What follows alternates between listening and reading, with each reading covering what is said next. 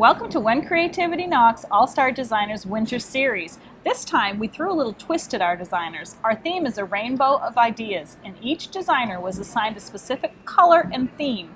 Candice Windham is here with us today, and her color and theme was orange and Easter.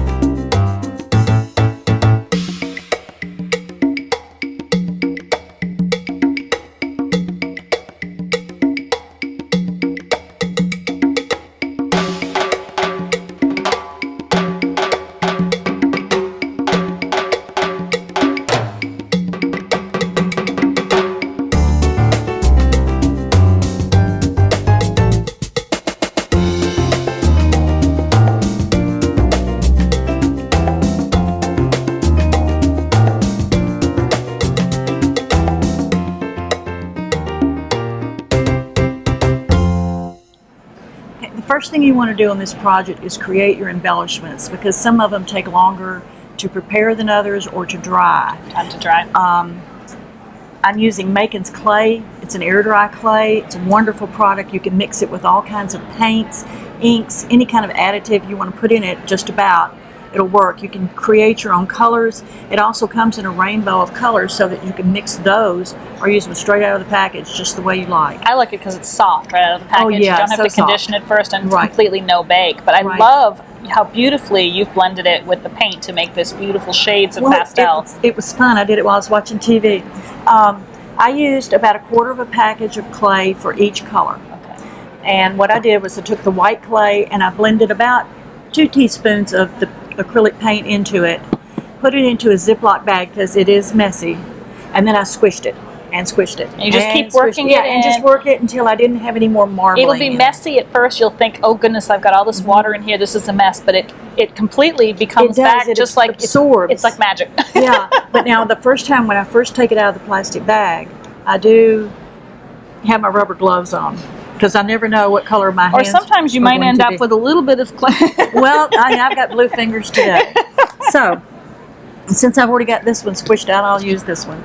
You just want to place it on your Makin's clay mat and use the Makin's clay roller just to roll it out. Okay, after you've rolled your clay out to about an eighth of an inch, you want to use the cutters, the Makin's clay cutters. They come in a big variety of different shapes, sizes. Yes, yes. This one is the Easter set. It has Easter eggs, chickens, ducks, a church, bunny rabbits, a lamb, and even a tulip.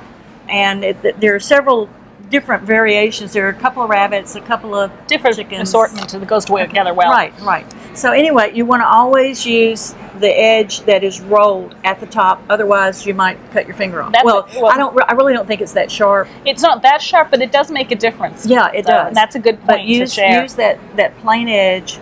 It's sharper, and you get a cleaner cut through the clay also when you use that unrolled edge. So. Oh yeah, and then you just pull it up. You can cut as many as you want, and that's what you wind up with, is this little egg. This one was rolled out a little bit thinner.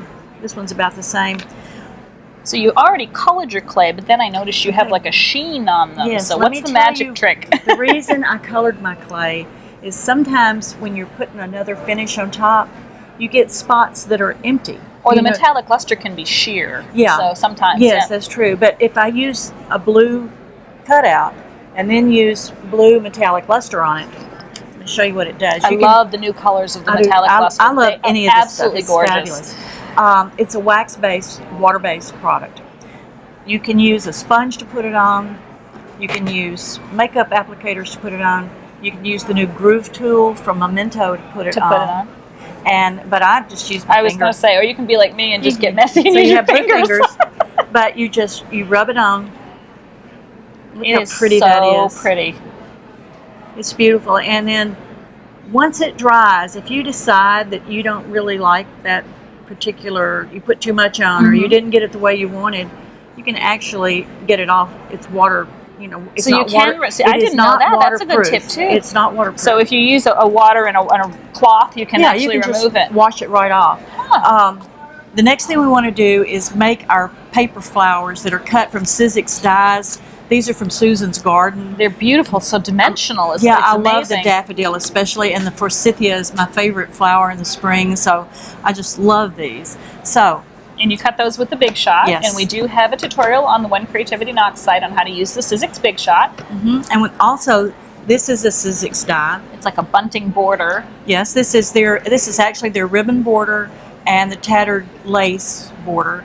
I've got a technique on something I did on the border later. Oh, that we'll neat. talk about. I can't wait to see. Now I'm going to show you how to etch the nameplate on here, and this is going to be an Easter gift for my little friend Emma, who is a child in my Sunday school class.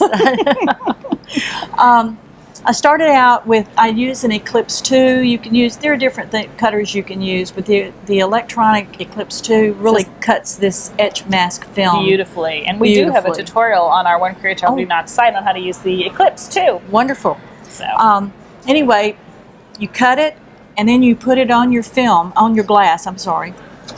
And once you get it on there, you want to mask off any other areas so that you don't get etching cream accidentally on it.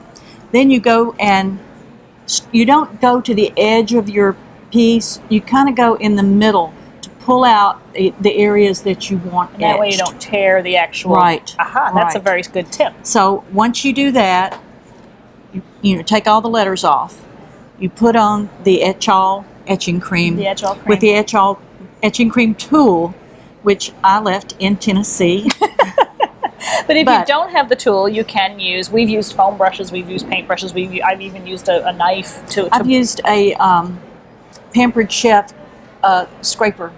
They work great. We have a tutorial, complete tutorial on how to use etch-all on our site too. So. Using the designer tip kit, you can get some really fine details. I like to draw whatever I'm going to draw freehand. I like to draw it on a piece of paper. And I can actually move my glass around to get it exactly where I want it. That's smart. It gives you a template. Right. And then all you do is just follow your lines. You could also print out a design from your computer. Now I want to show you how to use this new tool that I just love. It's called the Groove tool. You can use this to paint with, to sand with, to stencil. It has two sanding discs, a brush disc, and this sponge disc that you can see is well loved. But you can also get replacement discs, I noticed too. Oh, really? So That's wonderful. Well, I actually used it on my box to give it a nice metallic finish, but I needed to use this for my border on my box, and the color wasn't right.